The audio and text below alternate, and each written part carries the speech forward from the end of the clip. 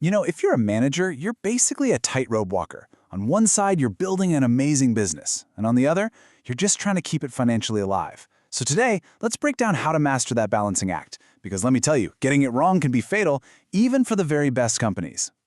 It's the kind of question that keeps leaders up at night, right?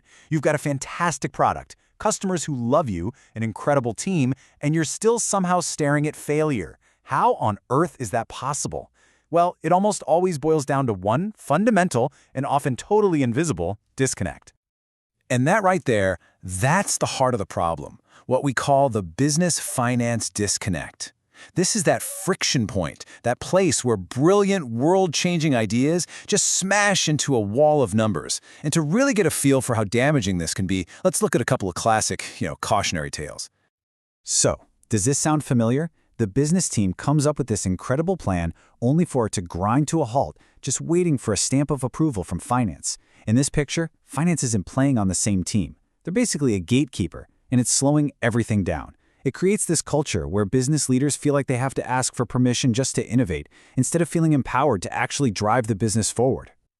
But then, you've got the other extreme. I once saw a CEO, a sales guy at heart, who was an absolute genius at driving growth. I mean, sales were just through the roof. But they grew so fast, they completely lost control of the cash they needed to keep the lights on. They literally grew the company to death because they ran out of money to operate. And here's the thing. Both of these disasters, they come from the exact same root problem, a deep misunderstanding of how the two halves of a business have to work together. Okay, so let's break that down. To really wrap our heads around this, you've got to understand that every single business, I don't care what you sell, has two fundamental sides. So on one side, you've got your operations. Think of this as the engine room. This is all about delivering value, making your products, serving customers as efficiently as you possibly can. It's the what we do. Then on the other side, you have finance. This is the fuel for the engine. It's funding those daily operations, giving returns to the investors who took a bet on you, and hopefully generating the extra cash you need to expand.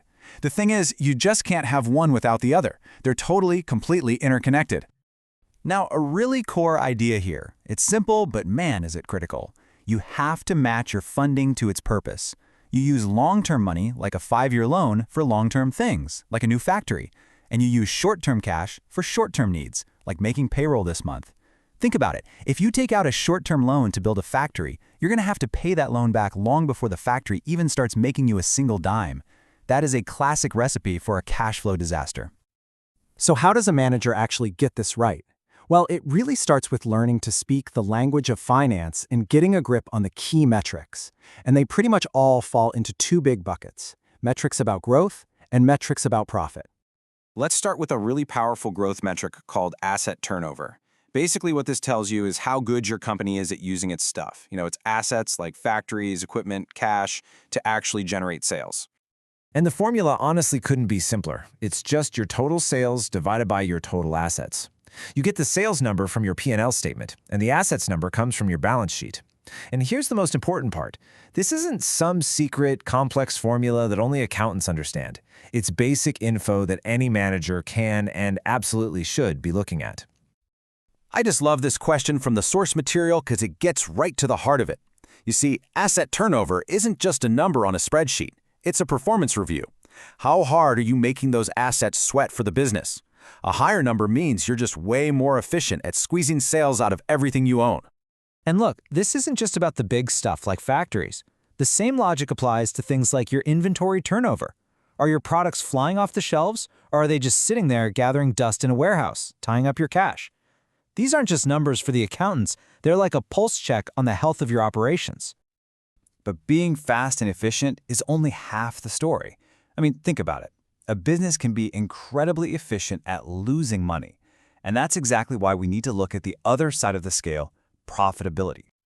Just imagine you borrow money to expand, and the bank is charging you 12% interest. Suddenly, that 12%, that's your new benchmark. That's the number to beat. To survive, let alone thrive, your business has to generate a return that is greater than 12%. If you're only making 10%, you're on a sinking ship. So here's the big takeaway. Real profitability isn't just about being in the black. It's about generating a return that's higher than what it cost you to get the money in the first place, your cost of capital. That's the bar you have to clear. If you're not, your business isn't actually creating value, it's destroying it. All right, so this brings us to the big finale, the part where we put it all together and figure out how to strike that perfect balance. Just let that sink in for a second. If the business is not profitable, there is no point growing it. Why? Because unprofitable growth is like flooring the accelerator as you're heading towards a cliff. Every new customer, every new sale just digs the hole deeper. This is the ultimate reason why this balance is totally non-negotiable. So this is what great managers do. They're always looking outside, keeping an eye on the competitors and the market, but at the same time, they're looking inside, completely mastering that internal financial story, controlling the cost of capital, sweating their assets for every drop of efficiency, and at the end of the day, making sure that real cash is flowing through the veins of the business. Ultimately, it all comes down to this one simple, powerful image. Just think of growth and profitability like two sides of a scale. If one side gets way too heavy, the whole thing just collapses. The goal of a really good manager isn't to max out one or the other, it's to keep them in a perfect, sustainable balance. So, I want to leave you with this question. Take a hard look at your own company, or maybe just your own team. Is everyone just chasing growth no matter the cost, or is the focus so intense on profitability that nobody's brave enough to grow? Which side of the scale does your business need to rebalance right now?